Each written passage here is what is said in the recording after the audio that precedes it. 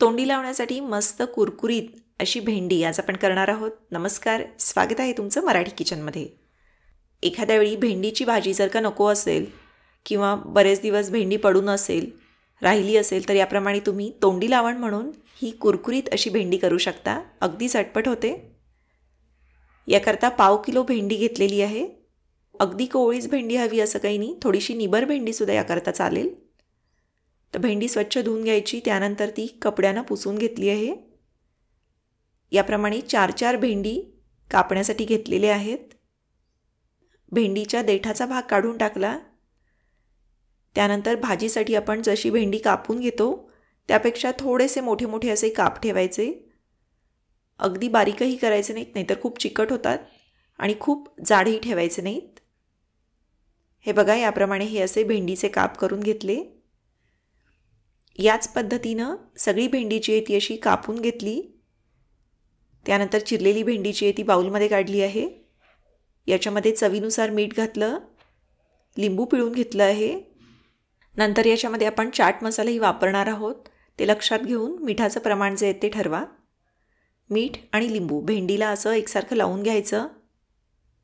त्यानंतर दुसऱ्या एका छोट्या बाउलमध्ये 1/2 कप बेसन पीठ घेतलेलं आहे. याच्यामध्ये 1 टेबलस्पून म्हणजे 1 मोठा चमचा तांदळाचं पीठ घातलं. आवडीनुसार लाल तिखट याच्यामध्ये घातलं आहे. तसेच थोडीशी जिरेपूडसुद्धा घातली. हे सगळं असं मिक्स करून घेतलं. भेंडीला पण मीठ घातलं होतं, पण वरच्या आवरणाला सुद्धा थोडंसं मीठ हवं, त्या हिशोबानं थोडंसं मीठ याच्यामध्ये घातलं आहे. हे असं एकसारखं मिक्स करून घ्या. आता तयार केलेलं हे जे मिश्रण आहे ते आपल्याला मीठ लिंबू लावलेल्या भेंडीवर थोडं थोडं घालून मिक्स करून घ्यायचं आहे. हे बघा, थोडं थोडं पीठ घाला आणि असं भेंडीला एकसारखं लावून घ्या. भेंडीला सुद्धा चिकटपणा असतो, शिवाय लिंबू पिळलेला आहे, त्यामुळं बेसन पीठ जे आहे ते भेंडीला असं चिकटतं. थोड्या वेळानंतर हे असं कोरडं होतं. आता काय करायचं की एखादा चमचा पाणी घेऊन याच्यावर असं शिंपडून घ्या आणि मग पुन्हा उरलेलं पीठ घाला. ही अशी भेंडी पिठामध्ये छान घोळवून घेतली.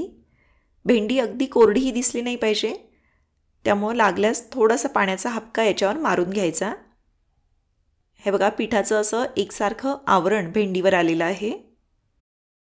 याप्रमाणे आपली बेसन पीठ लावून भेंडी जी आहे ती तयार आहे. आता तळण्यासाठी कढईमध्ये तेल गरम करायला ठेवलं आहे. तळताना पीठ तेलामध्ये उतरतं, त्याच्यामुळं खूप जास्तही तेल घ्यायचं नाही. छोट्या कढईतसुद्धा तुम्ही हे तळून घेऊ शकता. भेंडी तेलात सोडण्यापूर्वी तेल जे आहे ते चांगलं तापलेलं हवं. याप्रमाणे हातानं भेंडी जी आहे ती अशी सुटी करून तेलामध्ये सोडायची. अगदी सगळी भेंडी जी आहे ती सुटी करून घातली पाहिजे असं काही नाही, तळतानासुद्धा ती तुम्ही सोडवून घेऊ शकता. याप्रमाणे भेंडी जी आहे ती तेलामध्ये सोडली. मध्यम ते मोठ्या आचेवर सुरुवातीला गॅस ठेवायचा. भेंडी जसशी व्यवस्थित तळली जाते तसा तिचा चिकटपणा कमी होतो. हे बघा, सुरुवातीला गॅस मध्यम आचेवर ठेवला. त्यानंतर एकदा का तेलाचे बुडबुडे कमी झाले की मग गॅस तुम्ही थोडासा कमी करू शकता, पण शक्यतो मीडियम ते हाय फ्लेमवरच याला तळून घ्यायचं आहे. भेंडी व्यवस्थित तळण्यासाठी चांगली 7 ते 8 मिनिटं लागतात. भेंडी तळली की ती हलकी होते आणि वर तरंगायला लागते. तेलाचे बुडबुडेसुद्धा कमी होतात. तुम्ही जर का झाऱ्यानं हलवलं तरीसुद्धा लक्षात येतं की भेंडी अगदी हलकी झाली येते.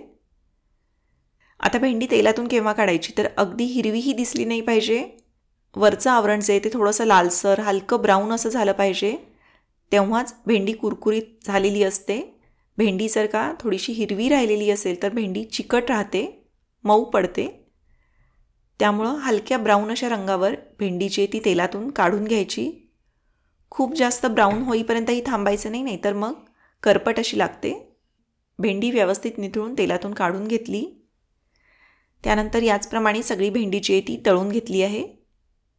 आता या ठिकाणी भेंडी तळल्यानंतर बाऊलमध्ये थोडंसं पीठ खाली उरलेलं असतं, तर या ठिकाणी थोडेसे शेंगदाणे घेतलेले आहेत. हे शेंगदाणे आपण तळून घेणार आहोत, तर ओले करून घ्यायचे आणि राहिलेल्या पिठामध्ये हे शेंगदाणे जे ते असे घोळवून घ्या. हे बघा, याप्रमाणे असं बेसन पीठ जे ते शेंगदाण्यांना चिकटतं. हे असं कोरडं होतं तर थोडंसं पाणी याच्यावर शिंपडून घेऊ शकता. भेंडी तळून झाली की आता हे बेसन पिठात घोळवलेले शेंगदाणे याच तेलामध्ये आपण तळून घेणार आहोत।